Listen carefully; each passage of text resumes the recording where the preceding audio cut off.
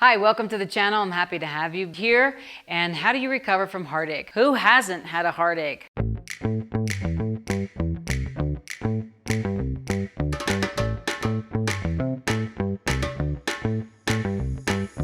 Who hasn't? I remember when I was 16, I got an airmail letter in the mail, literally, from what was my boyfriend at the time, telling me that we were breaking up. And man, I was devastated. I couldn't even reach them because they were in another country. And it was just done. And that really hurt my heart because I was really, at the time at 16, what do we all know? But I was really invested in creating something different. So we all have these stories and these examples. What do you do with a heartbreak? And to heal a heartbreak, here's some steps that you can take. Let's make this pragmatic. Two. I'm going to start with 2 before 1.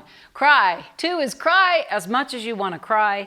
Curl up under the covers as much as you want to curl up. Watch as many movies as you would like. The real, tear jerkers, Put the shades down, sleep, whatever you got to do for a little while. And then take care of your body that way and let your body do what it needs to do. First and foremost. If you don't want to see people, don't. That's all number 2, okay? What do you do to heal heartbreak? Number 1, put your hands on your heart center and just acknowledge what you're sad about, what you're grateful for, and speak it out because the body is feeling something. Emotion is energy in motion. If you emote like surfing the wave of the ocean, it will dissipate quicker.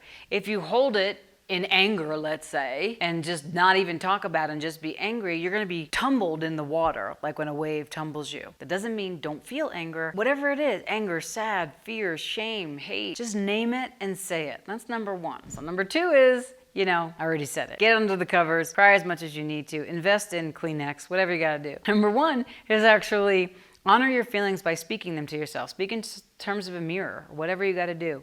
3, take a deep dive into your own personal empowerment. Yeah, a deep dive. Something that you need to focus on in a different way that you've never done before. People do all sorts of things. There are all sorts of professionals out there, paraprofessionals, energy, spiritual healing, whatever.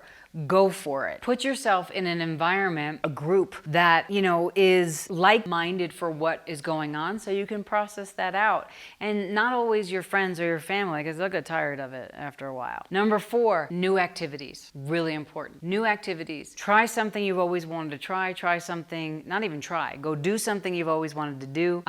Learn something you've always wanted to learn. Get your brain and your body focused on creation, generation, moving forward, and bring that from you back into your life. And 5, this is really where once you've done 2, 1, 3, and 4, since I started with 2 first, this is where you get to see the space of your new life and literally put on as if you had a blank canvas and be like, what would my life look like now? How would I like to create it? What did I leave behind that I actually really like? And what do I need to close the door on that I never thought I would close the door on? I just kept doing it. You've changed, and now go celebrate that change. The new stuff. Maybe buy a new outfit. Maybe a new outfit if there's budget concerns, for when you get to that point. Those sorts of things. Something of the new you. Because when you go through the grief and it's done, then what's left is you, but this new you processed, free, clear. And what I mean by clear is you may not know where you want to go, but at least you're clear of what doesn't work for you anymore because it's done. And then you just have possibilities.